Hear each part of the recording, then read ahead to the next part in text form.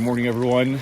I am coming to you from East Texas, and today we're going to do some swamp photography.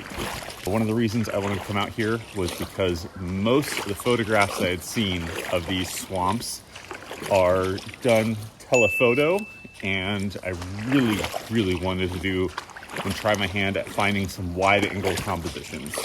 So I came out here, I've got a 10mm lens on today, and hopefully I'm going to capture some morning mist. I'm going to look for some wildflowers. I got waders on, so I'm going to get in the water and try to have fun, play around like a little kid. Right now I'm paddling through this awful stuff called giant salvina. It's like this invasive plant from Brazil, and it just thrives out here, especially close to the shores.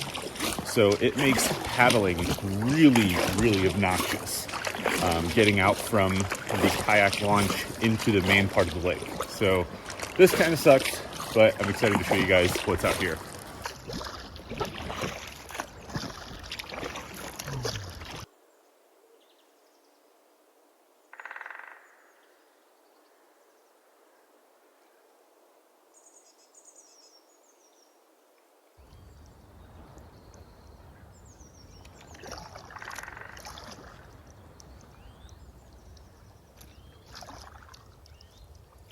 So I think I'm going to start off the day with some telephoto shots. I got my long lens on here, the 100 to 400, and I want to do that because the conditions are not quite there for a wide angle yet. It's still mostly just kind of soft blue hour light. So I'm just trying to find some compositions, just zooming in, cranking the ISO. I don't care about the ISO at all right now. You know, there's the denoise is plenty good enough. And essentially I'm eliminating the sky from these photographs. Just getting the trees and the water.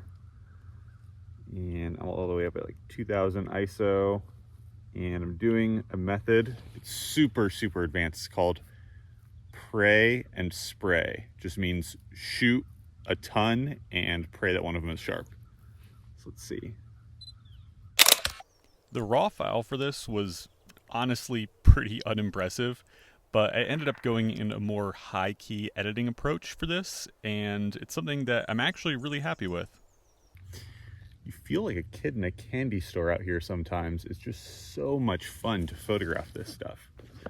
I mean, essentially what it boils down to is paddling to get yourself a good composition of the tree, or like good angle. You want good separation from the tree, you know, from the main subject tree and the surrounding trees. You want some good overlap if you're looking for depth. Essentially that's really it, is just paddling around and finding a good composition. So I see, you know, some unique trees up here that have a lot of character to them, and it's really just all about finding that right angle for them. So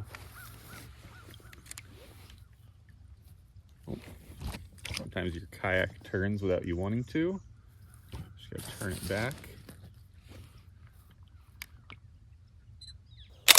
There's something so cool about this ghostly mist in the trees in the morning that makes you feel like you're in a Halloween movie.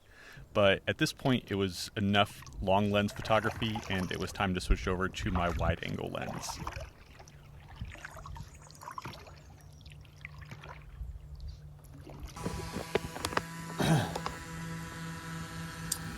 So I've got this beautiful section of the tree here. I've got a little bit of cloud up there.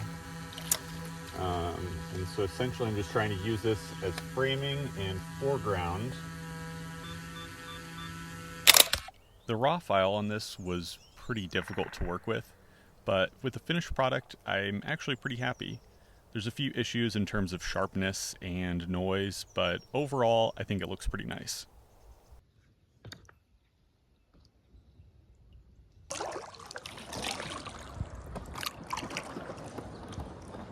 The way the light is hitting this mist on the lake is just astounding. So what I'm trying to do is position myself behind one of these tree shadows, and like behind the tree in the shadow of the tree. And then you can see from this angle the stunning mist coming up off of it.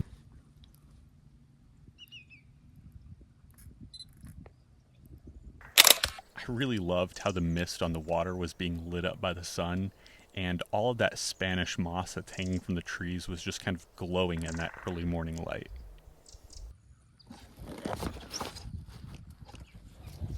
One of the things I love about shooting out here compared to the Southwest where I live is that you can shoot out here for such a long time after the sun comes up. You get blue hour, you get golden hour, and then you got like even a part of mid-morning light where it's still super good and still super nice to shoot, compared to the Southwest where it's like the sun comes up and then 10 seconds later it's done. But out here is just phenomenal. And the sun has been up for about 30 minutes now, and there's still mist coming off of the lake. This is just nuts. Unfortunately though, my battery is about to die on this camera. So I'm gonna go ahead and end it here, and then I will see you guys in the evening.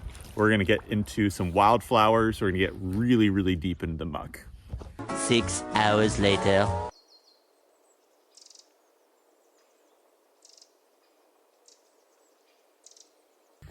All right, guys, so I'm gonna take a quick break from the swamp photography to tell you about something that I'm really excited about. I'm going to be one of the presenting photographers at this year's Base Camp Landscape Photography Summit. 12-day online event with some of the biggest names in nature photography, and I'm super excited that I'm going to be one of the presenters this year. We're gonna have a ton of really cool stuff. There's gonna be tips and tricks in Lightroom and Photoshop and all sorts of presentations, and I'm giving one all about staying creative and original when taking grand landscapes. So for more information and how to register for that, just follow the link in the description down below. I will see you guys there, and now let's get on to the swamp photography. After paddling around a little bit more, I saw this beautiful light coming through the cypress trees and decided to check it out.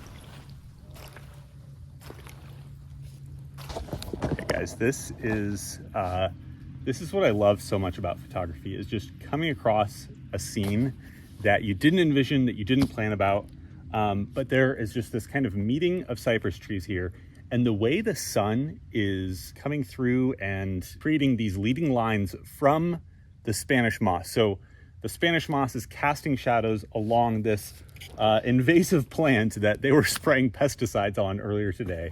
I probably shouldn't be touching this too much, but it's creating these leading lines along this this plant that's on the water, and it's so cool. It just makes this a really unique composition. You can see here this really unique perspective. I'm going to see if I can even get a sunburst in this one. This was an unplanned photo, and I did pretty minimal edits to get the final product, but it actually ended up being my favorite photo of the entire trip. Oh my God, guys.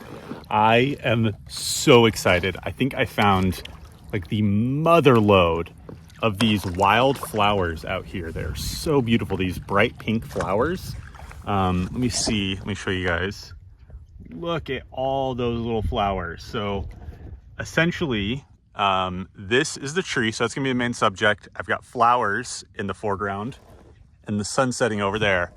So hopefully, I'm gonna paddle over here and see if I can get out and position myself in the right spot. But hopefully I can make it so that this tree is lit up. There we go, a little too zoomed in there. Hopefully I can make it so this tree is lit up and we have some nice flowers in the foreground, which I have not seen any photos like that previously of the swamps. So I am super excited. I'm a little bit worried. I don't know how deep this water is. I have noticed though that even if I put my paddle in and it says that, oh, you know, it's this deep. Well, I could say, well, hey, my legs are longer than that. I should be okay. But it's not really just that deep. It's that deep plus about an inch or two of compaction, where you will just sink. It's like Like you get out and you think it's that deep, and then it ends up being another foot of just like this nasty chowdery stuff on the bottom that you just end up sinking in. So I'm hoping that I can find a spot over here that I can photograph some flowers with this tree, and I don't sink in and ruin all my clothes, because that would be bad. So I see these flowers here and these two trees, and they're catching the light nicely. So I'm gonna set this camera up here, and I am going to test the water. It's not too bad. It's not too bad. You can see the nasty muck that's on there. So I'm gonna try to get out, try to do this as gracefully as I can.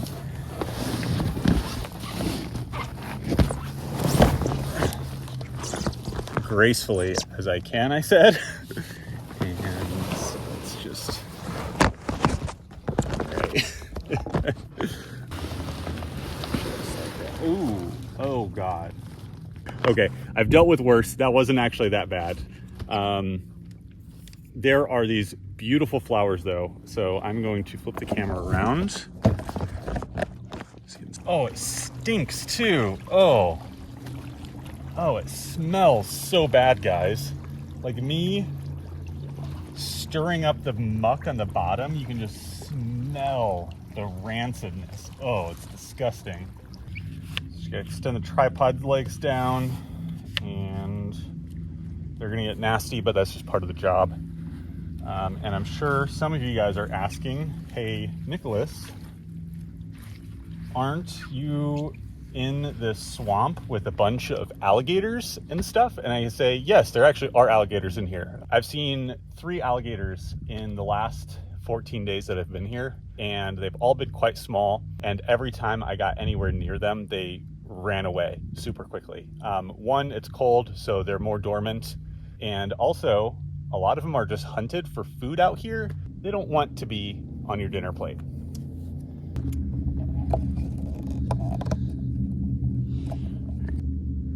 So here's the scene. I've got these flowers in the foreground, this tree in the background. It's catching some light.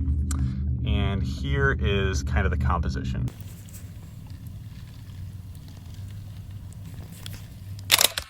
There was something just so beautiful about these bright flowers standing out in the green and then leading up into this beautiful tree that's just catching that last light of the day.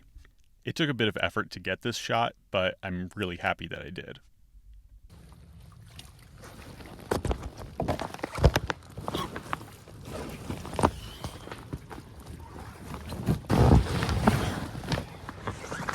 All right, that was not graceful, but I made it in. I got the shot. You might say, Nicholas, your tripod is all nasty. How are you gonna fix that? And I can show you something, guys.